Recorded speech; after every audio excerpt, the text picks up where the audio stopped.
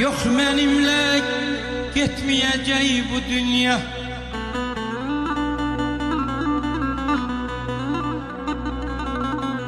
Yok benimle gitmeyecek bu dünya. Ben gitsem de neler neler kalacak.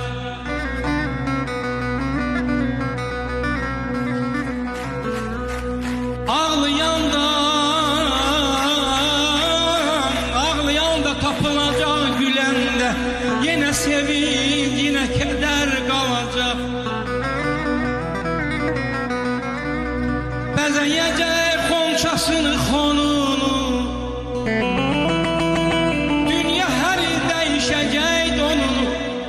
Görmesem de bu dünyanın sonunu, öz yerinde akşam seher kalacak. Kim yedise çöreği tek, tuzu tek eriyecek, o dağların tuzu tek. Çok adamlar meleyecek tuzu tek, çok adamın yurdu meler kalacak.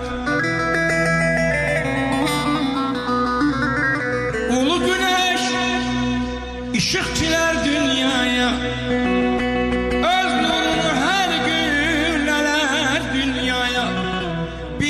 gider minik gelir dünyaya, biri gider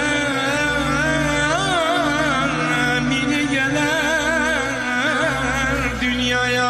Yerde hayat, göğde langer kalacak.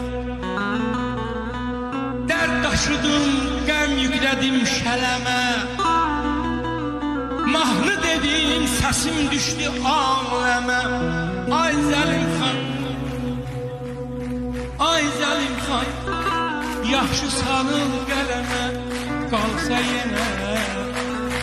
yenə bu nəğmələr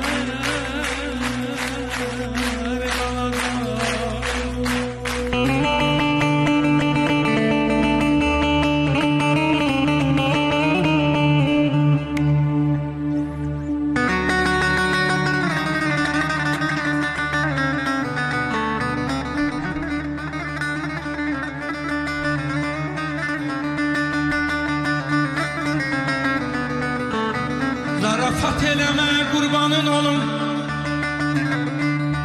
zarafat eləmə qurbanın olum. Bu dünya zarafat meydanı değil, qarışqa yerişir yan,